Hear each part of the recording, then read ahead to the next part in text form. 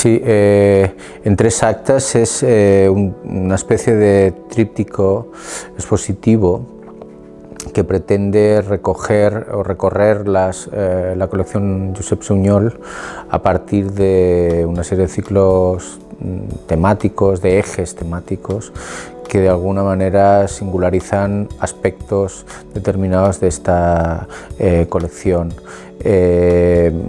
La exposición que vamos a ver a continuación, todo lo sólido se desvanece, parte de un libro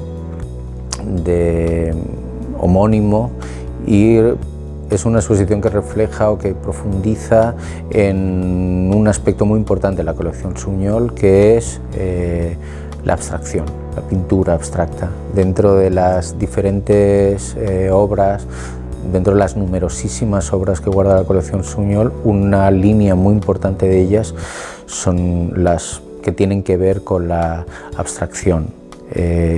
Y esta exposición, que en su mismo título refleja de alguna manera esa relación entre lo sólido y lo ingrávido, por decirlo así, entre lo que pesa y lo que no pesa, que son categorías o que son antagonismos muy característicos de la abstracción, lo que se ve, lo que no se ve, lo que se aparece y lo que se difumina, es lo que reflejaremos en esta antología de obras de la colección Sunyol.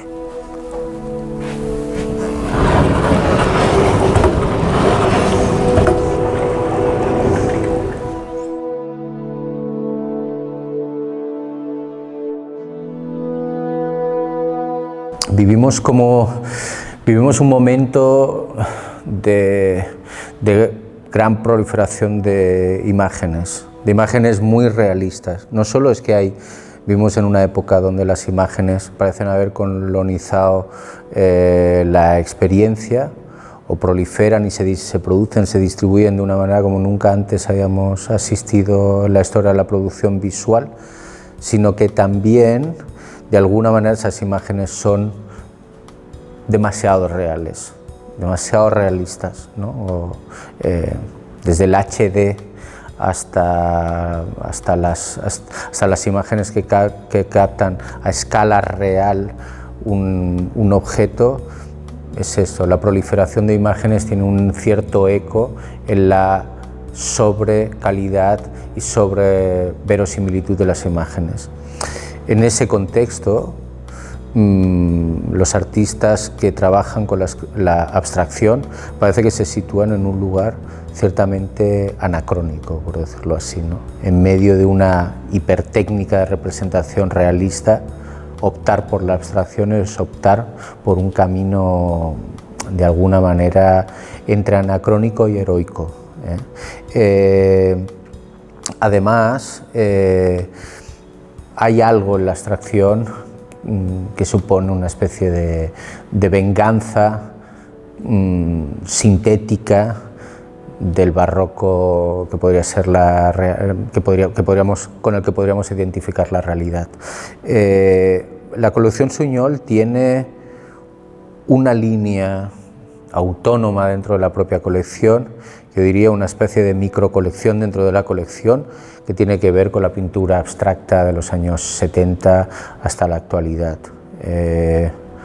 A mí me parece que en Cataluña tenemos un conjunto de pintores abstractos desde los años 70 hasta el presente, pero sobre todo los años 70 y 80, de altísimo nivel, ¿vale? Tenemos, por así llamarlo, un tono medio de un gran nivel. Seguramente si estuviéramos en otro país hablaríamos de artistas que estarían representados en todas las grandes colecciones públicas nacionales, y en ese sentido creo que es donde haya su importancia los nombres que aparecen en la colección Sunyol. Son artistas, todos ellos, primero, con una gran técnica, un gran oficio, un gran conocimiento de las gramáticas de la abstracción, y al mismo tiempo son todos ellos artistas cuyas obras nos permiten de alguna forma aprender las gramáticas, los lenguajes, las nomenclaturas, las formas de hacer de la abstracción. No pienso que sea de tener miedo de decir que se trata de una pintura en cierto sentido pedagógica o donde tiene incorporada una cierta pedagogía en sí misma, pedagogía de cómo se utiliza un color, cómo se utiliza un fondo, una superficie. En esta pintura, por ejemplo, que tenemos aquí de Joan Hernández Pijuan, quizás uno de los grandes pintores abstractos no solo en Cataluña, en España, en Europa, un pintor absolutamente técnico, un pintor donde uno entiende el valor que tiene el ritmo, el movimiento en la pintura, ¿no? La pintura no es solo el depositar, esto es obvio, pero no es solo depositar color sobre una superficie, también tiene que ver con cómo se deposita, a qué ritmo, con qué gesto, digamos, ¿no? Una pintura hecha con pequeños toques casi aéreos, ¿no? A un ejercicio como coreográfico. Para mí esa pintura tiene que ver mucho con el gesto. Entonces, fijaos, es una pintura como muy plástica, pero al mismo tiempo que tiene que ver con una gestualidad. Entonces, todos tenemos en la memoria aquellas fotografías tan bonitas de Jackson Pollock tirando pintura encima de una tela sobre el suelo, escuchando bebop, escuchando a Charlie Parker, ¿no? Esa imagen del artista abstracto como alguien que trabaja con el cuerpo a otro nivel, mucho más sincopado, mucho más tranquilo, también creo que puede ser visible en esta pieza de Hernández Pijuan, donde los toques aéreos, esa sucesión, casi una especie de mantra visual, mantra pictórico, mantra de la mano, ¿no? La mano repitiendo un gesto persistentemente. Insisto en que Joan Hernández Pijuan se vendría a esa idea del pintor científico, de oficio, de investigación, y que cuando miramos un cuadro estamos viendo no solo un cuadro fantástico, sino que estamos viendo también un oficio pictórico, un conocimiento del oficio, un conocimiento de los ingredientes que implica hacer la pintura abstracta.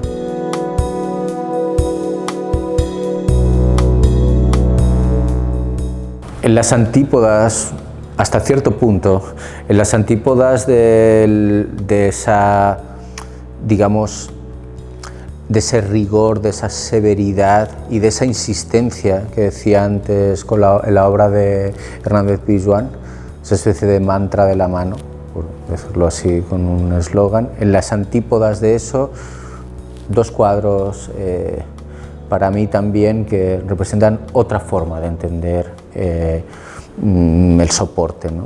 Un cuadro de Miquel Mont y otro cuadro de Carmen Calvo, donde todo lo que en la pintura de Hernández Pijuan era, digamos, consideración del marco de lo pictórico, consideración del soporte, ¿no? Rigor controlado, aquí en esos dos cuadros es justo al revés, ¿no? Hay algo incluso en el cuadro de Carmen Calvo, casi hay un diálogo, también hay el mismo gesto insistente, pero en este caso no tanto en el depositar la pintura como en el del pinzar la pintura. En los dos casos, aquí vemos los dedos, en el otro lado veíamos la muñeca, ¿no? Hay que poner en cuestión también que muchas veces la pintura abstracta sea simplemente que no tenga ningún rasgo de lo real, ¿no? En ambos casos vemos bastantes cosas reales. En el otro ejemplo, en el cuadro de Miquel Mont, la pintura convertida en objeto, prácticamente como escultórico, ¿no? El color pesa también, ¿no? El color no solo es algo que tiñe la piel de las cosas o que tiñe la superficie de una tela. El color también es volumen, por decirlo de una manera más simple. Encuentro la pintura de Miquel Mont una pintura extraordinaria.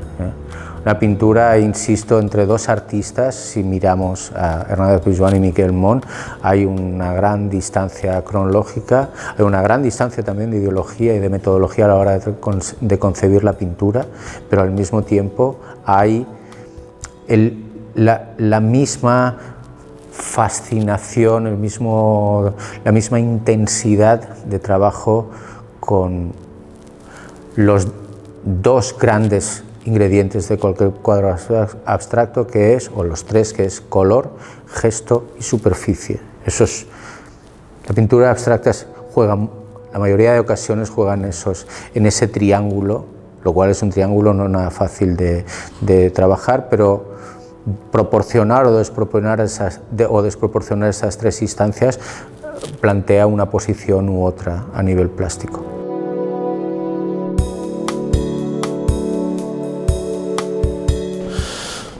Otra obra interesante en esta exposición, o significativa, de diferentes caminos emprendidos por la pintura abstracta desde los 70 hasta la actualidad, es esta lona de Robert Llemós, una lona del año 73. Y es una pintura que enlaza con una modalidad, con una escuela. Se desarrolló en Francia en estos momentos, quizás un poco antes. Se llama un grupo, se llama los Support Surface, superficie, y que hablaban sobre los soportes, que trabajaban sobre los soportes y desbordaban, por así decirlo, lo que era el lienzo tradicional, influidos por toda una serie de lecturas de época, lecturas que tenían que ver con la psicología, con la psiquiatría, y que analizaban una cierta pulsión pictórica, ¿no? Llemós, al cual considero también, igual que Hernández Pizjuán, igual que Miquel Mont, igual que Rafus Casamada, que cabe considerar como un gran pintor, un pintor excepcional. Realiza también esta lona, es una lona, insisto, que introduce un elemento sobre la abstracción, también es significativo, que es ese elemento, por decirlo así, de psicología, ¿no? Ese elemento como semántico, ¿no? La pintura abstracta tiene también, ¿por qué no decirlo?, una especie tiene la pulsión del gesto, la pulsión del espacio, ¿sabes? La pulsión incluso de una especie de escritura abstracta, ¿no? De escritura de una especie de lengua que es forma y es signo. Fijaos, llevamos como 3 cuadros, hemos visto, por un lado, esa especie de coreografía gestual, corporal, de danza, si queréis, de danza de la muñeca, la obra de Hernández Pizjuán. El color convertido en volumen, en escultura, en el caso de Miquel Mont. ¿Sabes? En el caso de Carmen Calvo, esto también, la superficie, digamos, y la observación de la pequeña modulación, la pequeña maqueta, como una especie de movimiento solidificado encima del espacio. Y esa última obra de Robert Llemós, donde casi podríamos pensar que hay una escritura sobre una escritura sobre una escritura, o una gran firma, ¿no? O un gran lenguaje que no puede traducirse bajo las lógicas de la realidad, pero sí que recoge la manera en que un artista dialoga con su soporte, con el soporte que está trabajando.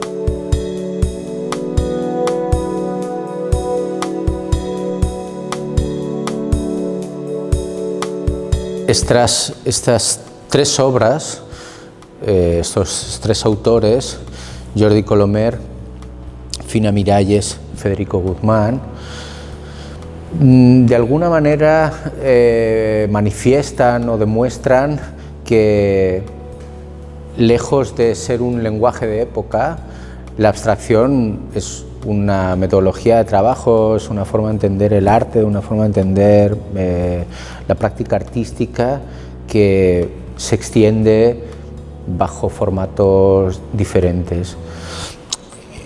En esas tres obras, que podrían ser como una especie de tríptico dentro de la propia exposición, aunque no tienen nada que ver, son tres obras totalmente diferentes. Una de los años 70, la de Fina Miralles, de finales, otra de los años 80, también de finales de los 80, la de Federico Guzmán, y de principios de los 90 de Jordi Colomer.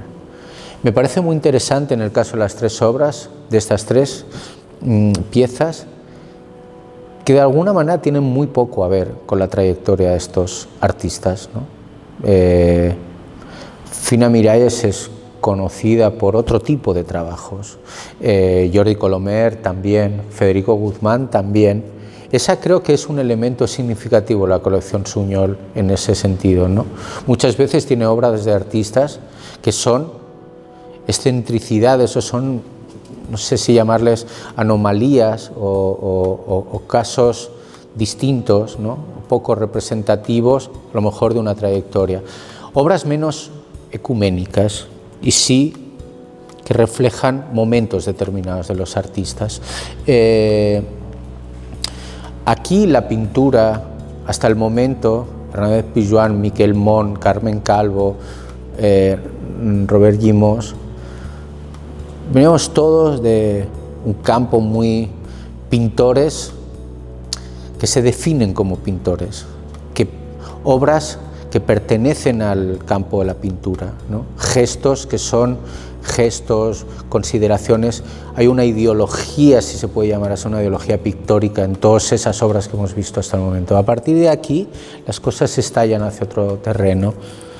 No querría llamarla así, pero creo que puede servir para entendernos. Es como si la pintura entrase en un terreno más conceptual, ¿no? Como si la pintura se expandiese hacia otros lugares.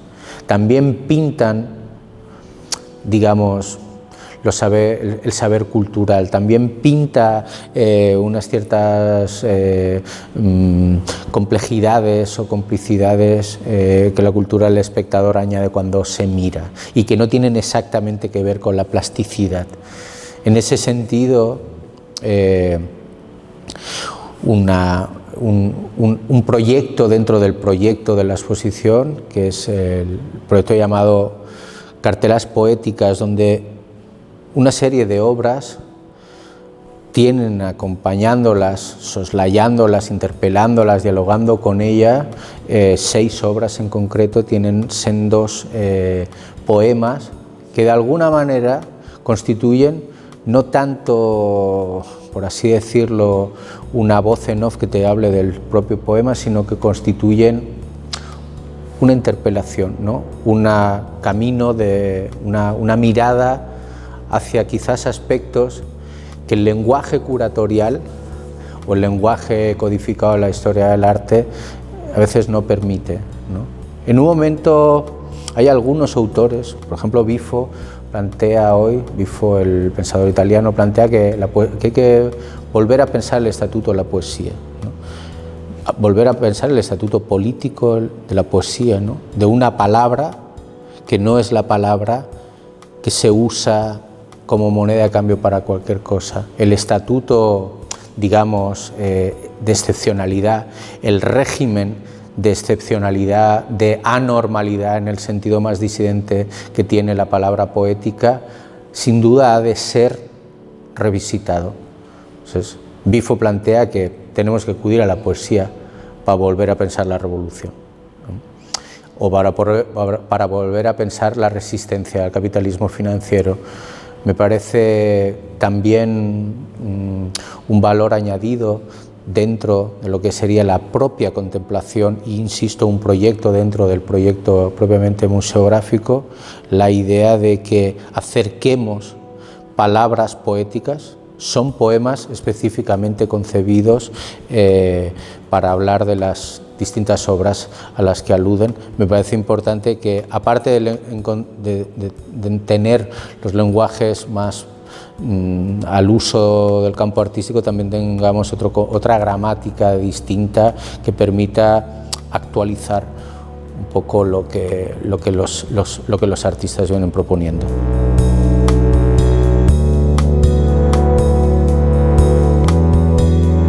En estas dos obras, de Sean Scully y de Eva Lodge, vamos a recuperar de alguna manera otro de los elementos fundamentales en la pintura abstracta. Ya digo que la exposición podría entenderse como una especie de índice pedagógico sobre cuáles son los elementos que utilizan los pintores, sobre todo los pintores, también hay escultores, pero sobre todo la pintura a la hora de desarrollarse. Es casi una especie de nomenclatura o de nomenclator. Recuperamos otra idea que es el trabajo con el fondo, ¿sabes? Y luego un aspecto en esta tela maravillosa de Eva Lodge que tiene que ver con el tiempo, ¿eh? El tiempo en un sentido muy literal aquí, ¿no? El tiempo es un valor importantísimo a la hora de pintar, ¿sabes? Se pinta con el tiempo, depende del secado, depende del uso de un material, depende de la insistencia. El tiempo es esto, es insistencia. El tiempo también es rapidez. El tiempo determina las operaciones que uno hace sobre un soporte, pero también el tiempo es tiempo depositado, ¿no? Aquí. Eva Lodge aquí nos enseña que el tiempo también pinta, por decirlo de alguna manera. Los pliegues hechos por el excesivo tiempo de estar doblada esta tela incorporan no solo una dicción particular, sino también un tono, una atmósfera, ¿eh? Inevitable mirar esta tela y no pensar en la Semana Santa, ¿eh? O no pensar en la noción de reliquia, ¿eh? Y de reliquia y al mismo tiempo de impronta y al mismo tiempo de visión y no visión. Fijaos, esas tres ideas son tres ideas que son fundamentales también para la pintura abstracta, ¿no? Lo que aparece, lo visible y lo invisible, los regímenes de visibilidad. El pintor abstracto tiene que estar negociando todo el rato qué es lo que se ve y qué es lo que no se ve, qué es lo que se vela y qué es lo que se desvela, ¿no? La noción de reliquia también es fundamental. Es lo que convierte en muchos casos, en este por ejemplo, una superficie en algo que se podría parecer a un objeto. Fijaos, empezamos con una pintura al principio de Miquel Mont donde el color devenía escultura, ¿no?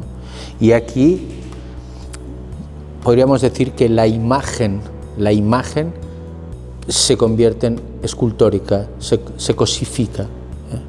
Sean Scully, el otro artista que también quería comentar, Sean Scully es un maestro de algo que es fundamental en la abstracción, que es hasta dónde decimos algo y hasta dónde nos inhibimos, ¿eh?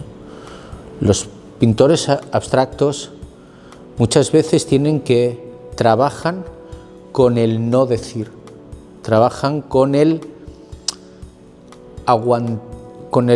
administrar, con el gestionar la intervención o no la intervención. Un cuadro a veces, Joan Hernández Pizjuán, a quien considero por distintos motivos personales y profesionales como mi maestro o uno de mis maestros, decía que un cuadro a veces lo acaba no hacer nada, que a veces lo acaba inhibirse, que a veces lo acaba mirarlo, ¿no?